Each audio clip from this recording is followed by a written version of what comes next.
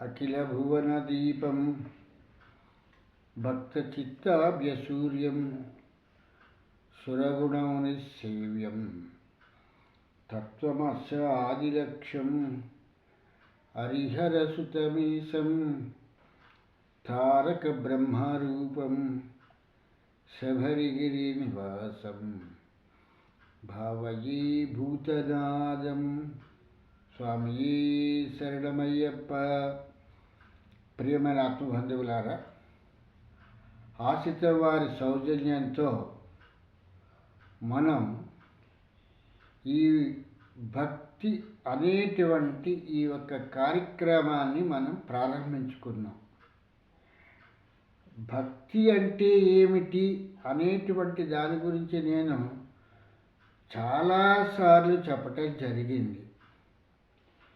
ఈ భక్తి అనేటువంటి దానికి వేదాంతపరంగా చెప్పాల్సి వస్తే సత్ అనేటువంటి విషయానికి, సత్ అంటే నిజమైనటువంటిది, వాస్తవమైనటువంటి దాన్ని తెలుసుకోవటాన్ని సత్ అని చెప్పేసి అని అంటారు. ఈ నిజమైనటువంటి ఎవరైతే ఈ యొక్క సృష్టికర్త అయినటువంటి ఆయన ఉన్నాడో, అతన్ని నేను తెలుసుకున్నాను, అతనికి నేను శిరస్సు వంచి పాదాభినందనలు చేస్తూ నా యొక్క కృతజ్ఞతల్ని ఆయనకి తెలియజేసుకుంటున్నాను అని చెప్పేటువంటి దాన్ని భక్తి అని చెప్పేసి అంటారు. వస్తువే తెలియకుండా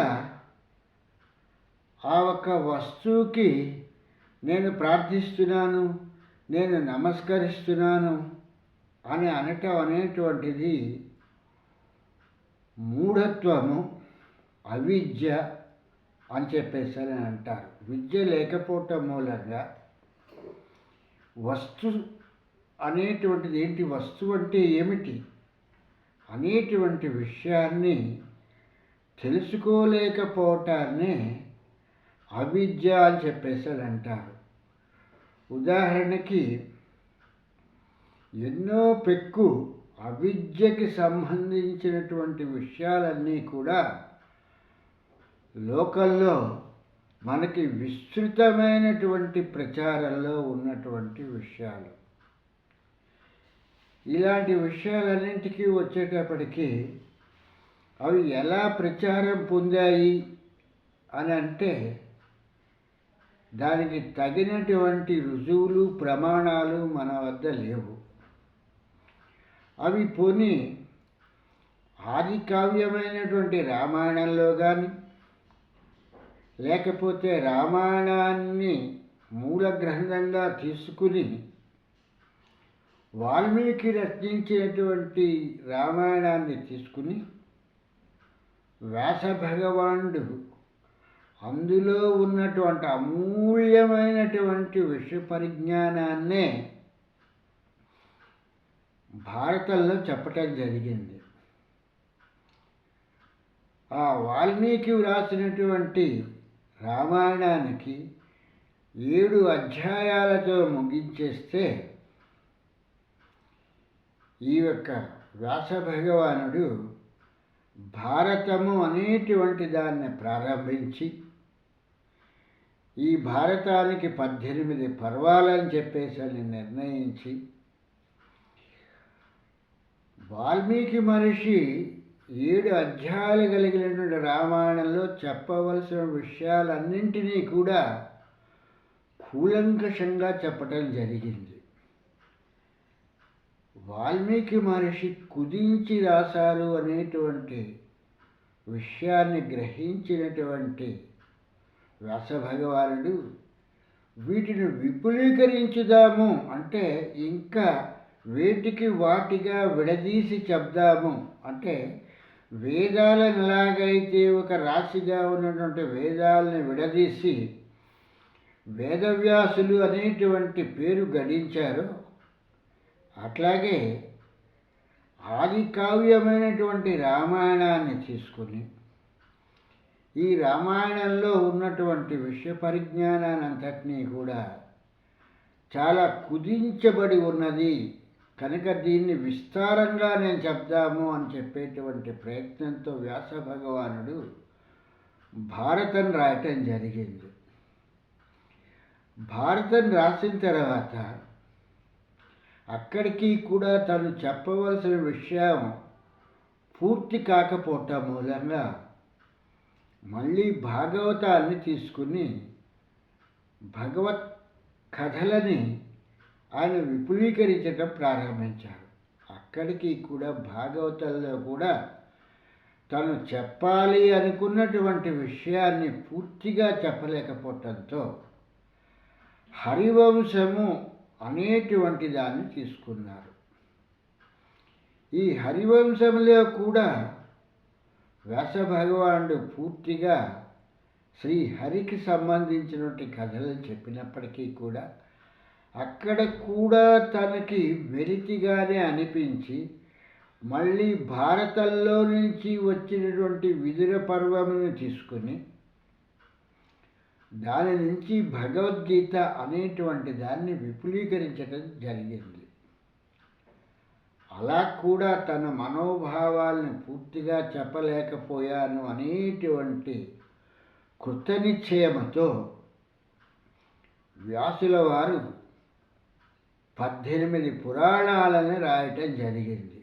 అంటే ఒక వాల్మీకి రాసినటువంటి రామాయణాన్ని తీసుకుని అందులో ఉన్నటువంటి వేదానికి సంబంధించినటువంటి భాష్యాన్ని తీసుకుంటే ఆ ఒక్క భాష్యాన్ని వ్యాస భగవానుడు భారతంలోను భాగవతంలోను హరివంశంలోను భగవద్గీతలోను 18 పురాణాల్లో కూడా చెప్పటం జరిగింది అనేటువంటి విషయము నిత్య సత్యమైనటువంటి విషయము. ఇది వేదవేత్తలైనటువంటి వారందరూ కూడా అంగీకరించేటువంటి విషయము. అంటే మొదట ఏ కావ్యములు కూడా రామాయణం కన్నా ముందు లేవు. వాల్మీకి మహర్షి రాసినటువంటి రామాయణంతోనే కావ్యరచన అనేటువంటిది ప్రారంభమయ్యి ఆ కావ్యరచన నిరాటంకంగా సాగి 7 అధ్యాయాల కింద బాలాకాండ దగ్గర నుంచి ప్రారంభించి చెప్పటం జరిగింది. ఇక్కడ ముఖ్యమైన విషయం ఏంటంటే రాముడు ఎప్పుడు పుట్టాడు అని చెప్పటానికి తగినటువంటి ప్రమాణపూర్వకమైనటువంటివన్నీ కూడా మనకి లభిస్తున్నాయి.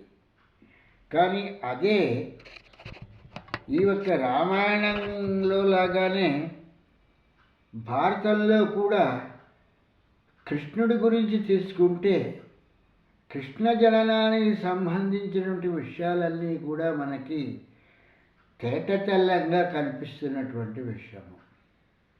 అదే రాములు వారు ఎప్పుడు నిర్యాణము చెందారు, ఆయన ఎప్పుడు ఆ సరయూ నదిలోకి వెళ్ళిపోయారు, అవతారాన్ని ఎప్పుడు చాలించారు అనేటువంటి విషయాన్ని వాల్మీకి మహర్షి రాయలేదు. ఎందుకంటే ఏదైతే ఈ ఒక్క భూతలాన్నంతటినీ కూడా ఆవరించి ఉన్నటువంటి ఒక బ్రహ్మాండమైనటువంటి శక్తి ఉందో ఆ శక్తి ఎప్పటికీ కూడా ముగింపు అనేటువంటిది లేదు. అక్కడ ఉన్నటువంటి ఆ ఒక్క కూర్చున్నటువంటి వ్యక్తులు మారుతూ ఉంటారు. కొత్త వాళ్ళు వచ్చినా కూడా అదే శక్తితో దాన్ని నడుపుతూ ఉంటారు. అలాగే రాముడు నిర్యాణం తర్వాత మళ్ళీ కృష్ణుడు వచ్చిన తర్వాత కృష్ణుడి జననాన్ని మనకు చూపించారు. కానీ మళ్ళీ కృష్ణ నిర్యాణానికి వచ్చేటప్పుడు కృష్ణాష్టమి ఇవన్నీ మనం చేస్తున్నటువంటివి. ఈ కృష్ణాష్టమి ఇలాంటివన్నీ మనం చేసేటువంటి వాళ్ళము కృష్ణ నిర్యాణాన్ని చేసుకోవటానికి తగినటువంటి మనకి ఆధారాలు ఏవీ కూడా లేవు. ఆయన ఒక్కడిగా ఆ అరణ్యంలో ఎవరూ లేకుండా అన్నట్టుగాను తన దేహాన్ని వదలటం జరిగింది అనేటువంటి విషయాన్ని మనకి వ్యాస భగవాళ్ళ వారు భారతంలో రాయటం జరిగింది. అక్కడికి ఆయనకి మనస్కరించక భాగవతాన్ని తీసుకుని భాగవతంలో కూడా కృష్ణ జననాన్ని ప్రారంభించి విస్తారమైనగా ఆ ఒక్క కృష్ణుడి తాలూకు లీలలన్నింటినీ వర్ణించుకుంటూ వచ్చి తదుపరి కృష్ణ నిర్యాణానికి వచ్చేటప్పటికి భాగవతంలో కూడా కృష్ణ నిర్యాణానికి సంబంధించినటువంటి ఒక నిర్ధారణ కలిగినటువంటి విషయాన్ని చెప్పలేకపోయారు. అలాగే హరివంశం తీసుకున్నారు, అందులోనూ చెప్పలేకపోయారు. ఈ 18 పురాణాలని తీసుకుని విష్ణు పురాణం అనేటువంటి దాన్ని తీసుకుని దాన్ని కూడా ప్రామాణికంగా చెప్దామనుకుని చూసి అందులో కూడా దానికి తగినటువంటి విషయమేమీ కూడా ఆయనకి దొరకలేదు. అంటే ఒక పవర్ ఎప్పుడు అంతమవుతుంది అనేటువంటి దానికి ఇది ఆధ్యాంతములు లేనటువంటి విషయము, మొదలు చివర ముగింపు అనేటువంటి విషయాలేవి కూడా ఉండవు శక్తికి అనేటువంటి విషయాన్ని తెలుసుకోవటం జరిగింది. అలాగే ఈ యొక్క రామాయణాన్ని రాస్తున్నటువంటి వాల్మీకి మహర్షి రాముడు శివధనుర్భంగము అంటే ధనుర్భంగము గావించిన తర్వాత జనక మహారాజు దశరథుడి దగ్గరికి తన మంత్రులందరినీ కూడా పంపించటం జరిగింది. నీ తాలూకు కుమారులు, మీ యొక్క కుమారులందరూ కూడా రామలక్ష్మణులు మా జనకపురికి రావటం తటస్థించింది. మేము ఒక యజ్ఞం చేస్తున్నాము. ఆ యజ్ఞాన్ని చివరి వరకు ఉండి ఆహుతులను చెల్లించిన తర్వాత, ఆహుతులు ఇచ్చిన తర్వాత మీరు వెళ్ళవచ్చని చెప్పని విశ్వామిత్రుల వారికి రామలక్ష్మణులకి చెప్పగా వాళ్ళు అంగీకరించి ఇక్కడే ఉన్నారు. ఒకనాడు రాముడు కుతూహలంగా మీ పూజా మందిరంలో ఒక అద్భుతమైనటువంటి ధనస్సు ఉంది కదా, దాన్ని నేను చూడవచ్చునా అని చెప్పేసని విశ్వామిత్రుల వారి ద్వారా అడగటంతో అలాగే అని చెప్పేసని ఆ ధనస్సును తెప్పించి సభామందిరంలో పెట్టినప్పుడు నీ కుమారుడైనటువంటి రాముడు ఆ విశ్వామిత్రుల తాలూకు వారి ఆజ్ఞతో ఆ ధనస్సును ఎక్కుపెడదాము అని చెప్పేసని అనుకుని ఆ ఒక్క ధనస్సుని భగ్నం చేయటం జరిగింది. అంటే విరగొట్టటము అనేటువంటిది విరిగిపోయింది అని చెప్పేసని చెప్తూ ఉంటారు. కనుక ఈ యొక్క దృశ్యాన్ని చూసిన నేను అది ఎంతో మహిమాన్వితము శక్తివంతము అయినటువంటి ఆ విల్లుని మా యొక్క వంశస్థుల నుంచి నాకు వచ్చింది. వీటన్నింటినీ కూడా పూర్వం నేను చెప్పడం జరిగింది. ఈ యొక్క విల్లుని నీ తనయుడైనటువంటి రాముడు ఇది ఎక్కుపెట్టబోతూ దీన్ని విరక్కొట్టడం జరిగింది అని చెప్పేసని ఇంత పరాక్రమవంతుడైనటువంటి అతనికి నా కూతురు అయినటువంటి అయోనిజ అయినటువంటి సీతని ఇచ్చి వివాహం చేద్దామని చెప్పేసి అనుకుంటున్నాను. కాబట్టి మీరందరూ కూడా బంధుమిత్ర సపరివార సమేతంగా తరలి రావాల్సినది అని చెప్పేసని జనక మహారాజు దశరథుని చెంతకి తన తాలూకు మంత్రుల్ని పంపించడం జరిగింది. ఈ మంత్రులు కడు ప్రయాసలు కోర్చి రాత్రి పగలు కూడా ప్రయాణించి మూడవ రోజు నాడు అయోధ్యని చేరుకోవటం జరిగింది. జనకపురి నుంచి అయోధ్యకి చేరుకోవటం జరిగింది.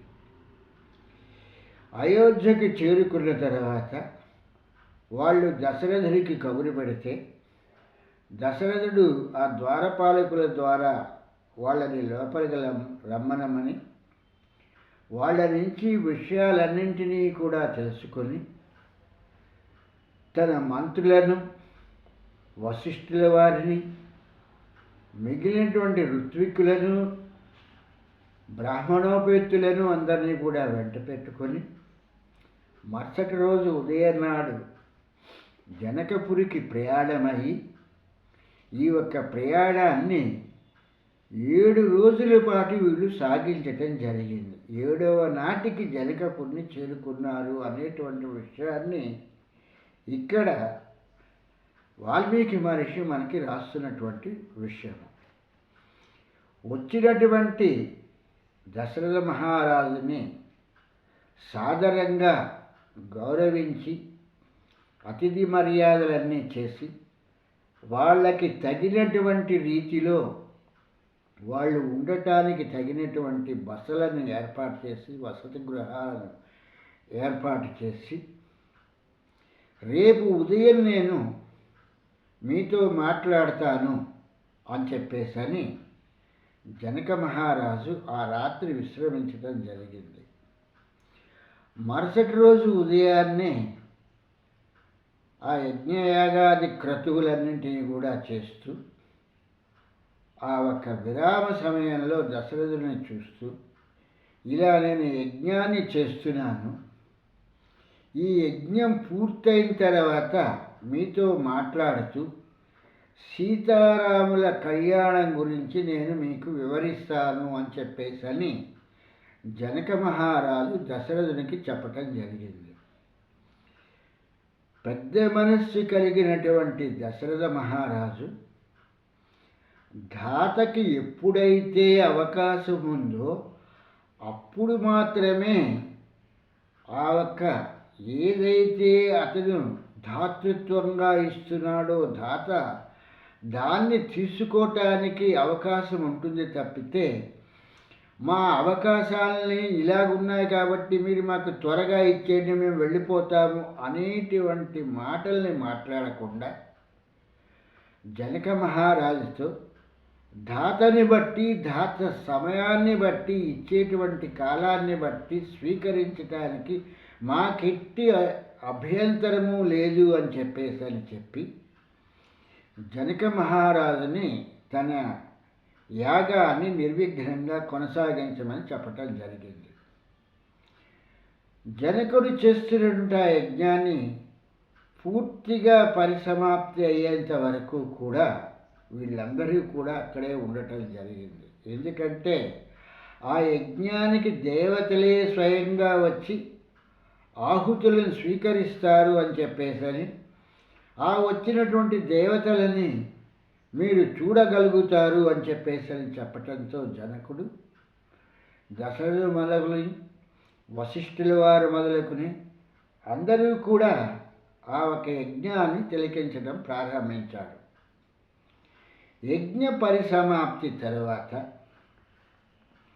ఆ ఒక్క జనక మహారాజు తన తాలూకు మంత్రి అయినటువంటి ఆ మంత్రుల్ని పిలిచి మంత్రులతో పరివేష్టించుడై ఆయన ఈ యొక్క దశరథ మహారాజు దగ్గరికి వెళ్ళి వాళ్ళని గురించినటువంటి విషయాలన్నింటినీ కూడా చెప్పమని చెప్పేసని ఈ యొక్క జనక మహారాజు వాళ్ళ తాలూకు మంత్రుల్ని దశరథుడి దగ్గరికి పంపించడం జరిగింది. దశరథుడి దగ్గరికి వచ్చినటువంటి ఈ మంత్రి గారు దశరథుడి తాలూకు మనోభావాలన్నింటినీ కూడా ఎరింగి దశరథుడికి ఆయన ఇలా అని విన్నవిస్తూ ఉన్నటువంటి సమయాన్ని తీసుకుని మనం ఇక్కడ ఒక చక్కని పాటలు విని ఆ తర్వాత మనం మిగిలిన కార్యక్రమాన్ని ముందుకు తీసుకెళ్దాము.